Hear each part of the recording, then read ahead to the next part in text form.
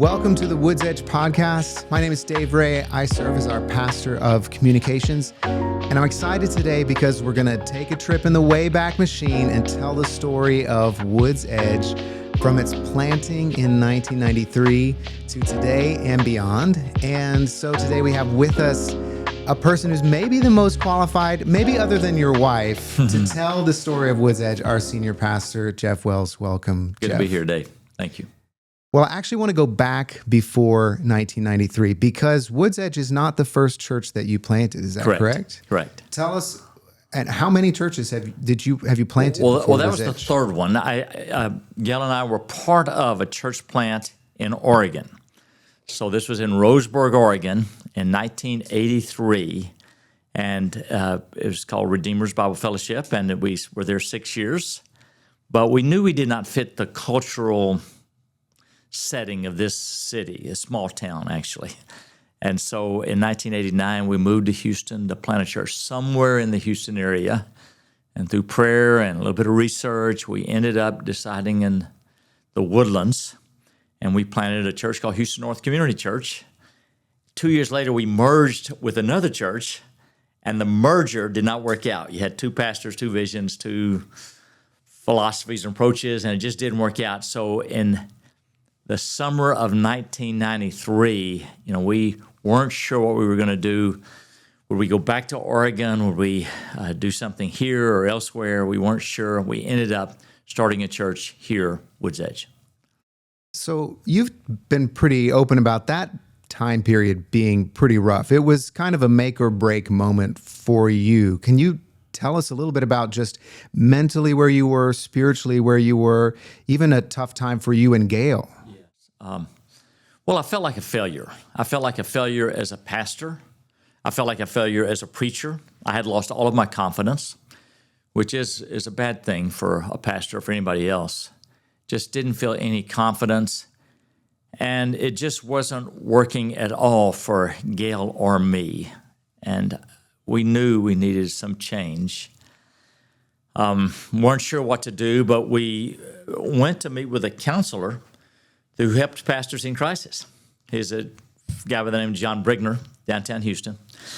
And we spent the summer with him, although we started with the church and we quickly moved to marriage because he discerned our biggest need was marriage, not church.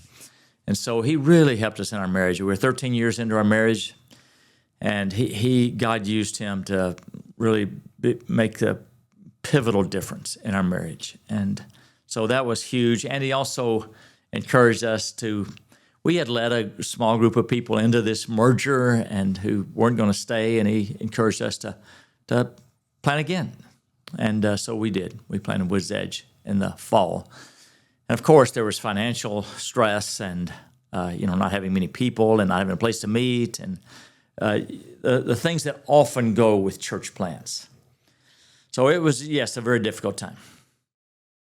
What was your mental state, though, going in to this new church plant? I mean, it feels like after a couple tries, the natural thought would be, well, maybe I'll just join an existing church. I should have done that probably. No, I shouldn't have. So what was my mindset, Dave? It was, I'd lost my confidence, and we had gone through 4 very hard years. Financial stress. We had by then 3 little kids, I guess, 3 small kids. And, we just had no guarantees about the future. Were we going to have enough money to survive? Would enough people come to this church? And then it was really hard for the next 3 years at least. So it didn't get easier. So that would be a total of 7 years. But really, I would say in some ways, Dave, my first 20 years of ministry were hard. Planting churches is hard, and it was just challenges, difficulties. And twice I got involved with a co-pastorate, which I do not recommend, and I don't know why I did it twice. It's a slow learner. So just word work is like 2 people having the steering wheel of a bus, the same bus. And it was hard, it was difficult, but one of the traits God has given me is endurance. And Gail, in the aftermath of about the time we started this church, it was a very hard time for Gail too. She would say, I think she had an emotional breakdown of some sorts during this time. But she felt that God very clearly said to her one day, persevere. At a low, low moment, persevere. So we persevered. Well, tell us a little bit about then those first early years. You were meeting in an elementary school. What were those first services like? We met in Sally K. Wright Elementary, an old elementary school in the Woodlands. And it, pretty rough setting. The classes were in the hallways. I think there was just a little thin piping setting off boundaries, but there was no vertical boundaries going up. And there weren't many people. And I managed to grow the church from about 90 people the first Sunday to 3 years later, about 60 people. so I was just really killing it, crushing it. We didn't know if we would survive as a church. It was week to week paying our bills. Could we pay our bills this week? And we had to, okay, well, let's pay this one this week and this one the next week and something like that. Then there's a business guy in our church who talked me into, let's bring a consultant in. So we can't afford a consultant. He said, well, I'll pay for it. So we brought a consultant in, and he was from Michigan, and he brought in someone who had been from Michigan, Don Cousins. Don Cousins also had been the executive pastor of Willow Creek Community Church, which was the most prominent church in America at the time. And it was a thriving, flourishing church, and a lot of people were kind of copying Willow Creek, and Don had been the executive pastor, just left after 17 years. So Don comes in and says, tell me about your church. And so we're together this night in August of 1996, 3 years in. And he hears about our church. I tell him that, we've really been modeling ourselves after Willow Creek Community Church. And as I elaborated, he could tell that we were really kind of cloning ourselves after Willow Creek Community Church. And he said something that really surprised me. He said, if I was God, I think I'd be a bit upset that you're looking more to another church for direction than to me. Wow. Then he said this. He said, why don't you seek God's thumbprint for your church? I immediately knew he was right. Of course. Why haven't we been doing this? And particularly, ironically, he had built the infrastructure of Willow Creek, and he was telling me, why don't you seek God's thumbprint and don't be looking to another church for direction? So I immediately knew this was from God, and we began doing it that night, and we've been doing it ever since.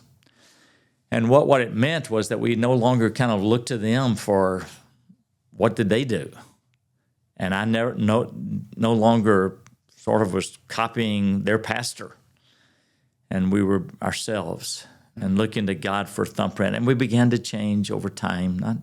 We didn't radically change everything at once. Yeah. But I became more myself. We became more who we were. About a year later, we've got a good worship pastor. His name was Greg Johnson. And he was with us about 13 years, but he really helped it.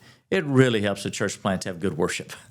and when we got Greg, he really had a gift to lead our small group of people into worship. And, he came down to learn about the church, determined not to stay, that no way we're going to move from Dallas to Houston. But God changed their hearts, changed his wife's heart. And they stayed, and God really used them, used others, began bringing more people. But it was slow. It didn't, no big overnight changes. In 96, about that same time, we moved from Sally K. Wright Elementary to Montgomery College, which is now Lone Star College out on 242. 242 had hardly anything out there at the time. It was just basically the college. But it was a good place to meet, and we began meeting there. And we slowly grew over time, not fast at all, and became more of who we were and the thumbprint that God led us to. And we would be there it's almost 7 years renting. So we rented a total of about 10 years before we finally got our own campus on land. Well, I love that story about the thumbprint, and there are a couple things that happen early in the 2000s that I think start to set that course for what the thumbprint of WoodsEdge is. And the first one is beginning the weekly prayer service. And really, it's a bigger story about prayer. What was the moment that kind of changed your view of what prayer needed to be in the life of WoodsEdge? I think I always had a bit of a pronounced heart for prayer, but nothing special.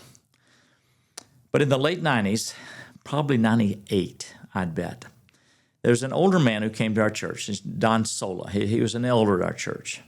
And Don later told me this story. He said, Jeff, when Madeline and I, my wife and I, came to WoodsEdge, we didn't like it. But God told us to stay. And they stayed, and God used them profoundly. And one of the things Don did is he gave me a book on prayer, a small book on prayer I'd never heard of, by a fellow named Jim Cymbala.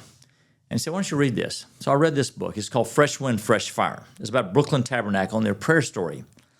And I didn't know anything about the church or their story, their journey. But I read this book, and they were a church of prayer, and they had a weekly prayer service, and they had seen God do incredible things over the years from a small fledgling group in a very difficult section of Brooklyn, drug-infested place with a lot of poverty. Dangerous. But they emphasized prayer. God did a lot of miracles and over the years and did some great things, and he just wrote their story. When I read this book, I had never read anything like that. I'd never read that. I didn't know there was a church in America that had this much emphasis on prayer, and it sounded like the book of Acts. It just the God's work, God's movement. So that just really pierced my heart, and I think it began percolating. I don't remember how long it took, but I just couldn't get away from it, that, oh my, the power of prayer. And I probably increased my own personal prayer. But in the early 2000s, 2002, we had a leadership team retreat. We didn't have much of a leadership team. There were 4 of us. I think there was just a handful of staff. But at this retreat, we decided, okay, let's elevate the level of prayer this coming year. Let's make that our top goal for the year, elevate prayer. And I can remember we decided that. I felt good about it. Later, I took a little run on my own, and I felt like God gave me a few specifics. And we began doing things like this. We started a weekly prayer service. Our worship pastor had done some prayer with his weekly music rehearsal, but I didn't go, and not many people went. But we were going to start a prayer service, and the senior pastor was going to go. So I was going to give my support to it. We changed our staff meeting from a business meeting, a communications meeting, which is kind of the normal, to a prayer meeting. And we just prayed. We just took an hour, we'd worship, and then we'd have intercession. And we began that as soon as we came back from our retreat, and we've been doing it ever since. We do it today. We did other things to elevate the level of prayer. And we began to see things happen. We began to see it felt right that we were emphasizing prayer, to want to become a church of prayer. That fall, for example, we had 2 pretty dramatic healings. And we don't always see healings, but it seemed like God was encouraging us that first fall. If you will seek my face and call out to me, I'm going to show up. I'm going to honor this. And we had a band director in our church, late 30s, had cancer. I think it was lung. And we were all praying, and one day he goes back to the doctor for his checkup, and the doctor cannot find the cancer. He's just looking. He keeps looking for an hour, and he gives up, and he never found it. He was healed. And then another woman who saw a nodule, and the doctor saw it, and they went back to it, and then it was gone. And again, an answer to prayer. So that encouraged us. And at some point, Dave, we began, God gave us this conviction that prayer is like the water level in a lake. When the water level rises, all the boats rise. When the prayer level in the church rises, all the boats in the church rise. And that God was going to work, that this is the fuel, this is the foundation, what we began to say is that prayer is the real work. It's not the preliminary before the real work, it's the work. And one example of that was God really changed our church with missions about 3 months later, say August, December, so 4 months later. We had known that we needed to seek the Lord to find what is our calling in missions. What do you want us to do? Where should we focus? And we had a team looking, and it looked like it was going to be Turkey, which is the most unchurched large country in the world. It's just very few believers in Turkey, even though that from Acts to Revelation, it's the epicenter of the Bible, the New Testament. It's kind of the holy lands of the last half of the New Testament. But today, it is a very lost country. I knew I didn't have a heart for missions or a heart for Turkey, and if the senior pastor doesn't have a heart for something, the church is not going to get it. And so I knew I needed to go with this team. Got there about 10 o'clock at night on a Sunday night, went to their hotel with taxi, and it was overlooking old Constantinople. So you could look across in the distance and see Asia, old Constantinople, a historic city, which was the capital of the Roman Empire from 300s on. It was Ramadan fast. There were people milling around, and after dark they can eat and drink, and there was just kind of a festive party atmosphere. I was looking down upon all those Muslims in Istanbul, aware that there are 12 million people in Istanbul. And in a moment, that first night, looking and gazing down that city, I felt like God just gripped my heart, that there are millions of people in Istanbul who will live and die generation after generation after generation, never hearing the gospel. There's a God who loves them. They had fear, they had religion, but they did not have the gospel about a God who loves them. And God, in that moment, gave me a heart for Turkey and gave me a heart for the nations. I'm sure that was the answer to the team's prayer. Oh, Lord, may our senior pastor get a heart for Turkey. May our senior pastor get a heart for missions. So they were probably thrilled that it happened that week. And I've had a heart for missions ever since. It changed our church in so many ways. Yeah, what I think is so significant about both of those moments, as somebody that's served at churches now for 20 years, I have been through so many strategic meetings where it's like, okay, this is going to be the next big thing. Yeah, and those tend to end with something else. They go a year. They go a year, and then you change, and then whatever. But those two things have become part of WoodsEdge DNA. I think they've become the most important things at WoodsEdge. In some ways, people would say that the main value of WoodsEdge is missions. I mean, it's prayer, and secondly, probably is missions. Yeah. But churches with a heart for prayer have a heart for the nations, and vice versa. Yeah. So shortly after that, we finally leave the educational space and move into an actual church building. How did that happen? Yeah, about 7 months later, we finally had enough momentum and to get our own land and property. We bought an old Episcopal church. It was at a great location. It was on Woodlands Parkway and West Panther Creek. It was the old Episcopal Church, Trinity Episcopal Church, I think was the name of it then. But we shared that campus for a year, then they moved off to their own. And having your own campus gives the church a little bit of legitimacy. Okay, this church might last. They may not die off any day. We began to grow rapidly. We had 8 acres across from McCullough Junior High, and we had to spill over and use part of McCullough School for extra services. But we were running out of space, and we realized, we probably need more space than 8 acres. And I think after a couple of years, we probably began looking for land, and we ended up finding 65 acres out on Gosling, again, when there's nothing else out here, hardly anything out here. But we bought this land, and we began the process of designing and building it. We were on our campus in the Woodlands for 5 more years before we moved out. And so, but when we moved, we had to raise some money for this, and we were much smaller then. But a global recession hit about the time we needed to have a lot of the money come in. At the end of 3 years, when most of the money was going to come in, there was a global recession, and far less money came in. And we began on this campus in December of 2008 with a whole lot of debt, too much debt for our size. And so we were kind of in trouble. And we ended up having to lay off some dear people, friends of mine on our staff that had to downsize. I remember I preached a repentance sermon. I called it a repentance sermon the next fall. Repenting for, we had we allowed ourselves to get into too much debt and too little cushion, financial cushion. We had about 2 weeks. I thought we were just always going to just grow and do fine. But it didn't happen that way. So we had some hard years. What came out of that? That level of transparency stands out to me with the congregation. What came out of that? What changes did you make because of that? Well, a couple. Our elders did decide, really two things. They decided we're going to get out of debt and stay out of debt. But that would take a long time to get out of debt because we had a lot of debt for our size. And we decided when we did get out of debt, we're going to give about half our money to outside the walls of the church, which were a pretty aggressive goal for a church in millions of dollars debt. I think we had $15 million debt when we moved on our campus. Our budget wasn't that high at the time.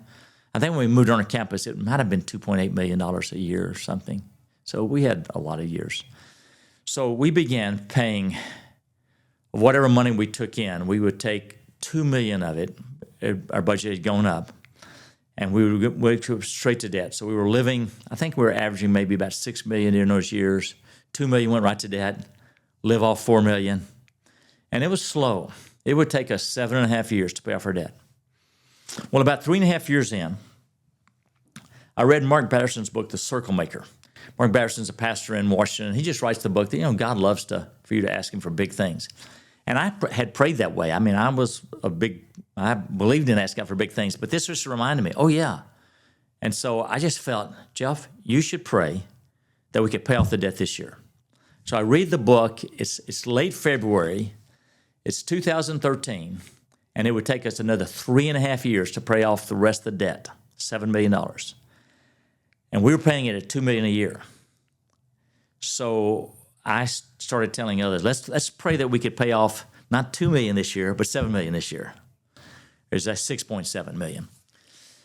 By late October, we paid it off by the grace of God. Just felt like this dramatic answer to prayer. And we paid it off by late October, and we began setting aside about half the income. It depends on how you add it, what you count as missions. Do you count just missionaries overseas or our mission staff here and things? But it's a significant part of our income. Yeah. So in the middle of that, another thing that you've been pretty open about is that you had been struggling with OCD your whole life, really, and Yes. but it really came to a head in those years shortly after this campus opened.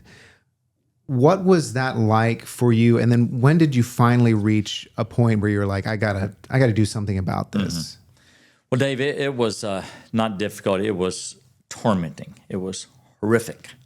Anyone out there listening who has experienced mental disease, mine was obsessive compulsive disorder. Mine has been, which is one of the more painful forms of mental disease. I understand that's the only one I've got. But since I was at least in college at Rice University as a young man, I struggled with obsessive compulsive disorder. It tends to run in my family. We probably have a proclivity to it. But also, we didn't know much about it when I was diagnosed with this or when I realized that this is what was wrong with my brain. And we didn't have a lot of resources. It's very embarrassing.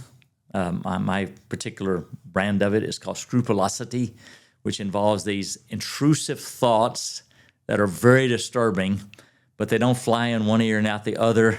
They more like loop around. I've got some biochemical wiring in my brain that affects things. But also I didn't really get help. I just tried to survive. I tried to manage it. And I think to some extent what happened in 2011 when I had a crisis, so this was about 2.5 years after we moved on our campus, is that I had gone, by this time I'm 57, I had battled this for 35 years of pastoring. I had tried to Band-Aid it, try to just to cover it over a little bit and survive. And it got worse and worse, and I reached a place where I could no longer Band-Aid it. My wife and I were in Austin at the time on about a 3-day trip.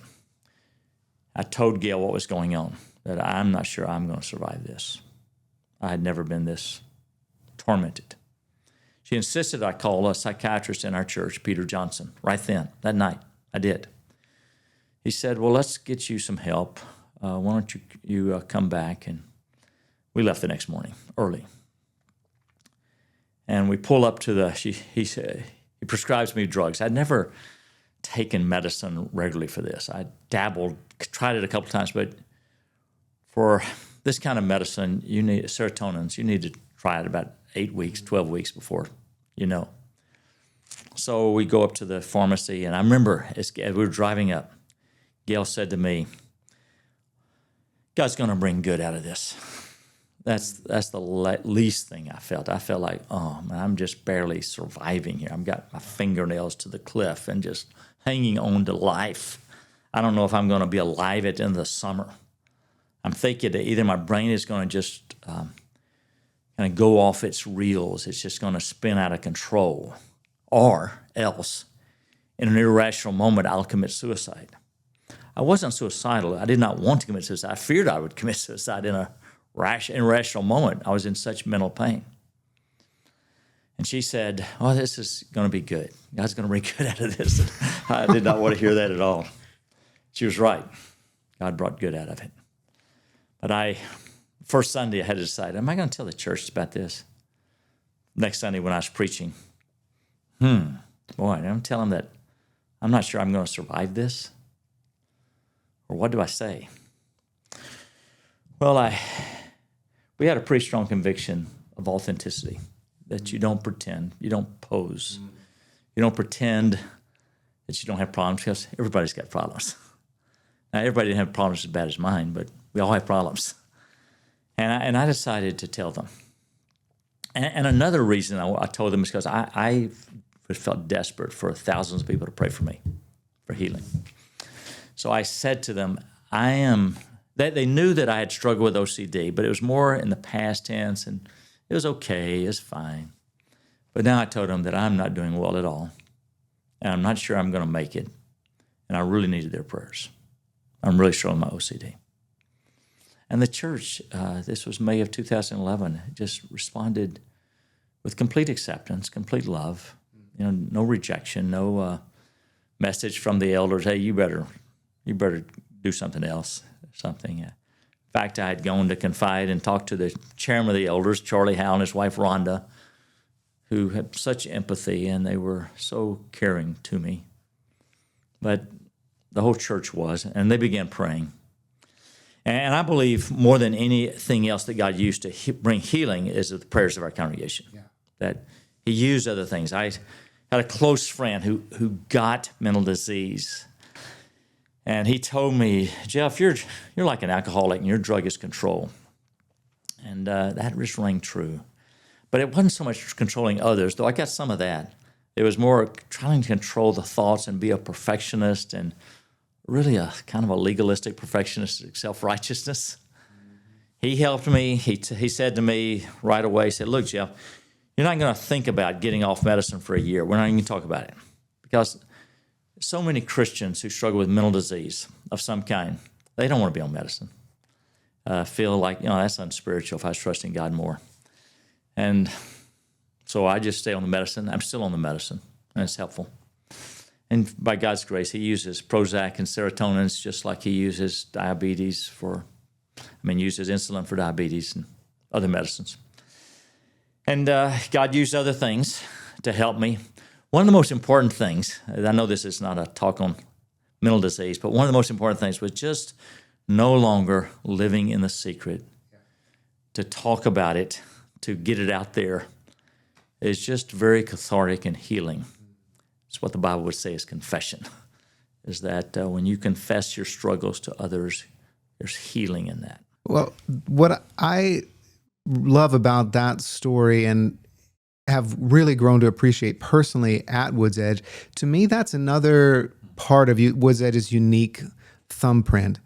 Earlier in my ministry, I served at a church where, people would come in suits, and it was definitely sort of an upper crust and, a lot of real successful, doing well people.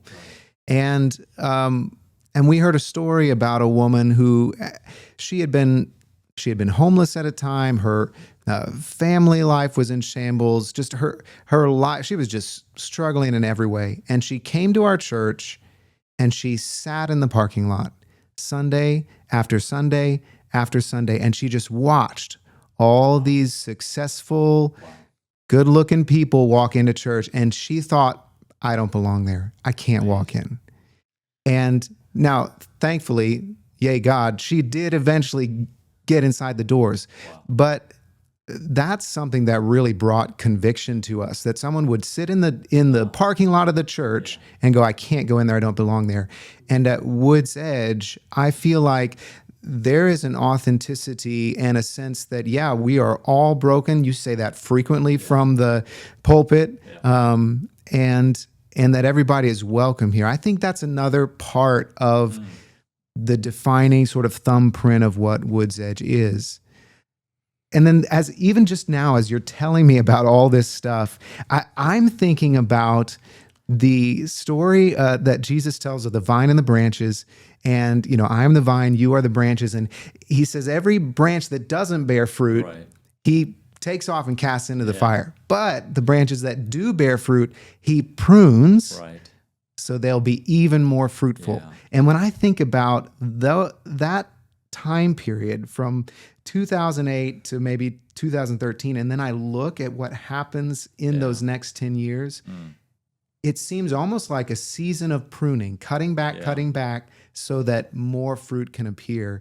And that begins in 2015, we start planning churches. That has become something really, really important. Yes. So tell me how did we start planting churches? Well, we started off actually about the time we moved onto this campus. At the same time, we started another campus in Montgomery, Texas.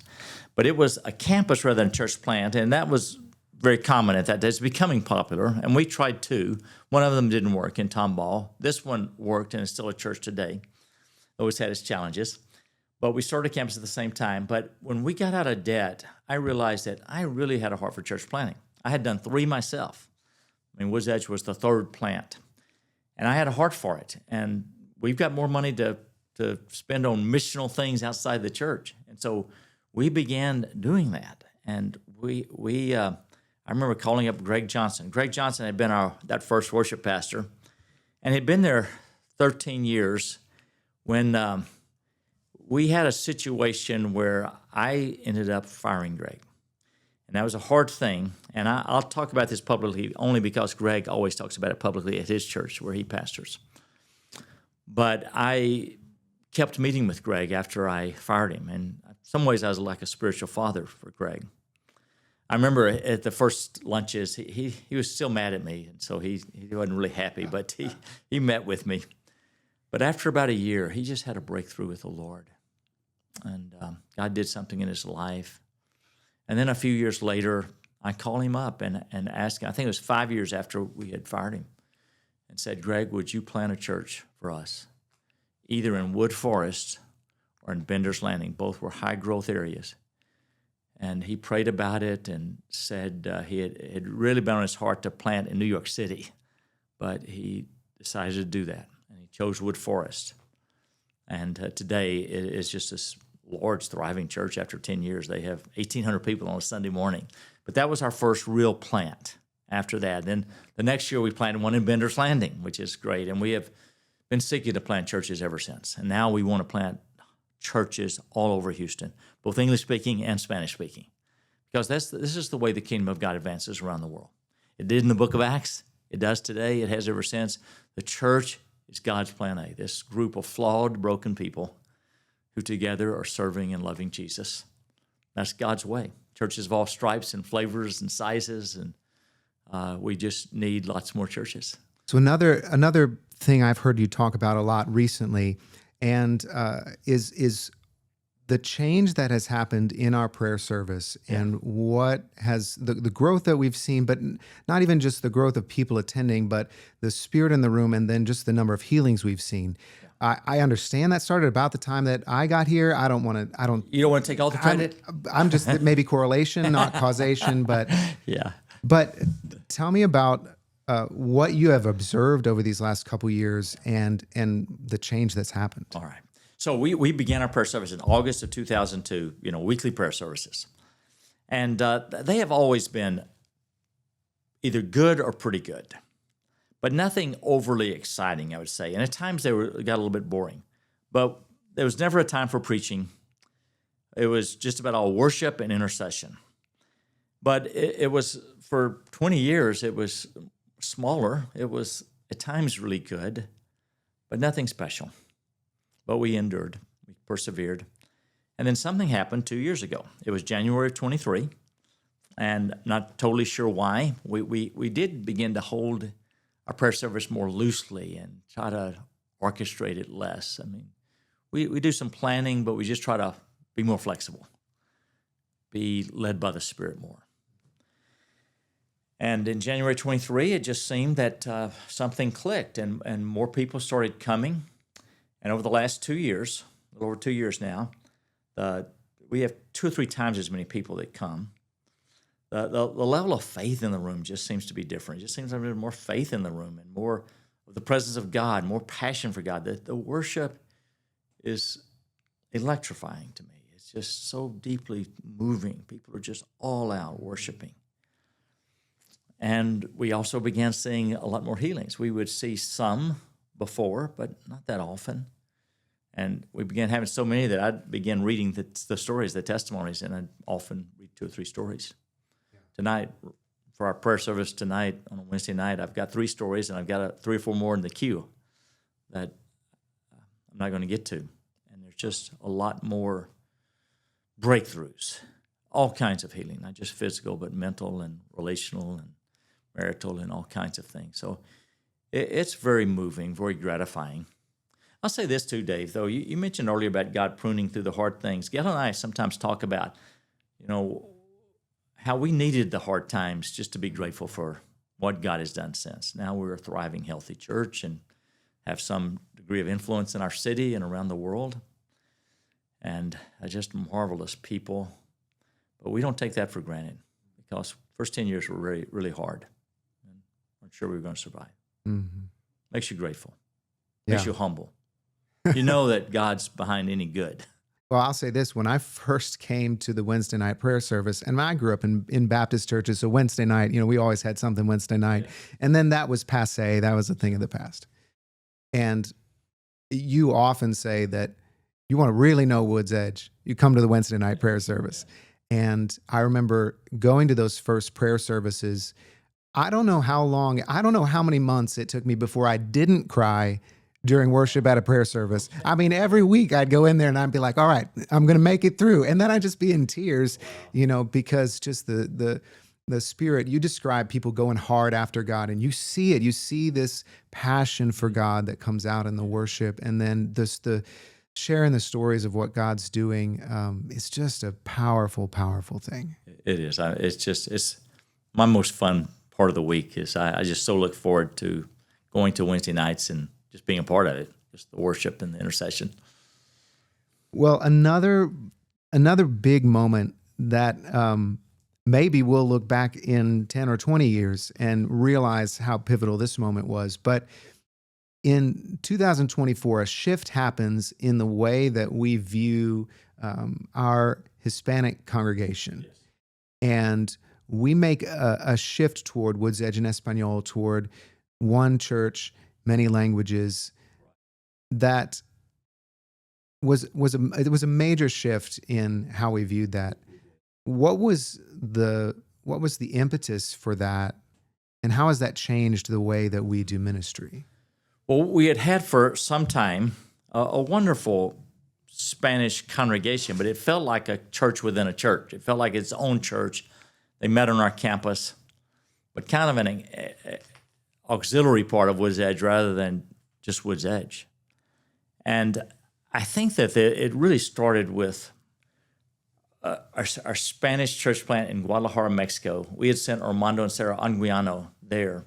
And I think it really came from them that we needed to change the whole mindset, them not being a separate church within a church, but part of our church, just a different language. And we moved them to a different time, to the pavilion, which is it's our nicest building on our campus. And it has made a big difference, and it's been a growing service. Interesting the way you couched it up, Dave, is one day we'll look back on it as a big thing, because it hasn't had dramatic growth. It's good, healthy growth in the years since we've done it. But I do believe it'll be huge.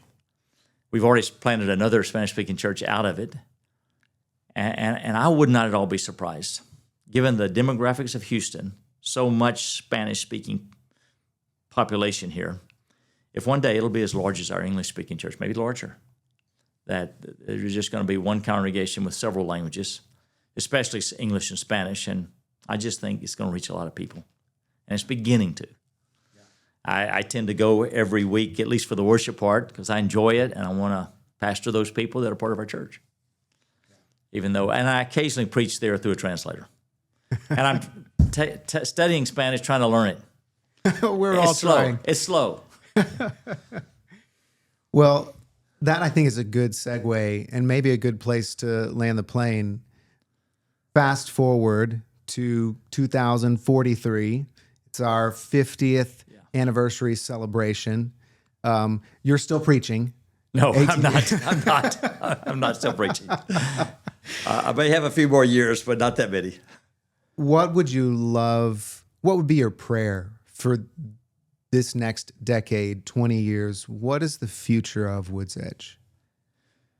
I would love to see every ministry continue to get healthy and just see life changes and people coming to Christ. Our children's and student ministries are just incredible now. You see little children, just passionate worshipers for God, and teenagers.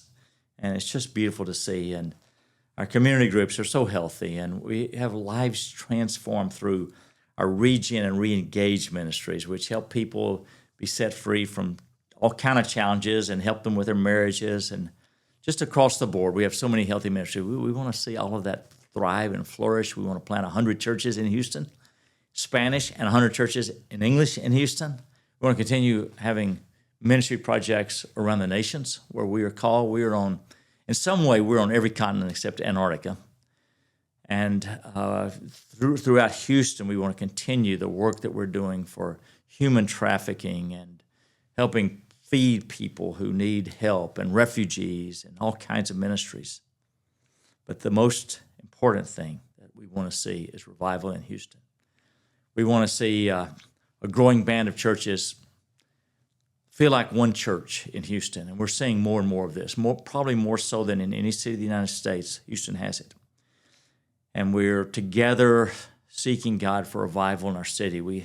This year, maybe we had 100,000 Christians praying for revival in Houston for 49 days during Lent. Wow. And we want to see that. We want to see only God can bring revival, where the people are getting saved left and right, getting healed left and right, and teenagers are coming to Christ, and divorce rates going down, and the abortion rates going down, and alcoholism is going down, and the whole city is being transformed. And other cities are looking at Houston and saying, what's going on in Houston? It's like that's becoming a city of God, and the revival spreads to other places. Dave, that's what we want to see. Houston set on fire for God. Yeah. We want to see the fire of God. Wow. Well, Jeff, thanks for spending some time and walking us through the story of WoodsEdge. That's our prayer, that Houston would become a city of God. Right. And excited to be a part of it together. Super. Thanks, Dave. Thanks for listening to the WoodsEdge podcast. If you enjoyed it, share it, subscribe so you don't miss an episode. WoodsEdge Community Church is located north of Houston in the Spring Woodlands area. If you want to know more about us, go to woodsedge.org.